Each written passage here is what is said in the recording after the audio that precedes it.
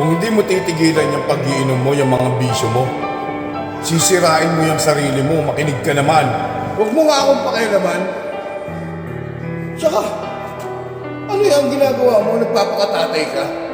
Ikaw kapal ng mukha mo. Sige, saktan mo ako. Puta, diyan ka naman magaling eh. Diba? Diyan ka magaling. Tandaan mo to tayo. Hindi ako maging kagaya ng mahirap. Minsan, gusto ko na lang mawala ka. Kaya ko naman mag-isa. Kaya pwede ba? Mawala ka na lang.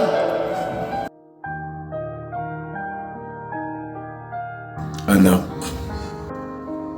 patawarin mo ako. Alam ko nagkulang ako sa'yo bilang tatay mo.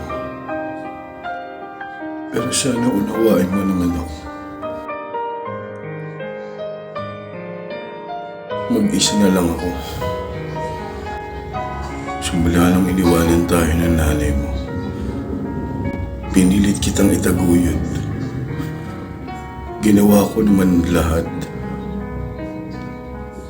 Pero ulang pa rin.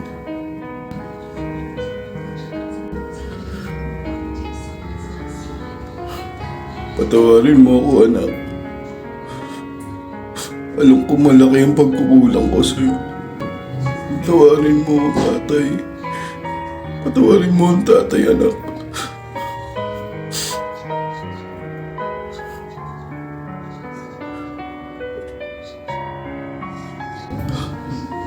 Mahal na mahal ka ng tatay.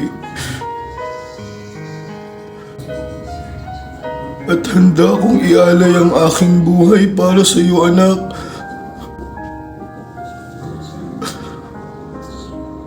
Wala man akong maibibigay sa iyo na kahit anong kayamanan dito sa mundong to. Anak, ikaw yung tangi kong kayamanan. At ang kaya ko lang ipamana sa iyo, anak, ay yung mabuhay kang malakas, malusog, at mabuting tao. May takot sa Diyos. Isang tao na malakas at handang harapin ang lahat ng hamon ng buhay. Dahil anak, yun lang ang tanging may pamamana ko sa iyo. Na kaya mo nang tumayo sa sarili mong mga paa. Hanggang sa dumating ang araw na ikaw ay makapag-asawa, magkapamilya. Gusto kong makita na kayang-kaya mo na.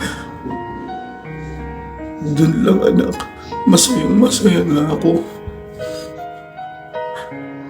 At masasabi ko na pwede na ako mawala sa mundong to.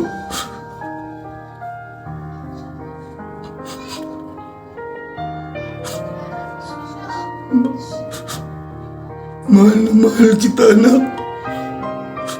Mahal na mahal ka ng tatay. Patawarin mo ako.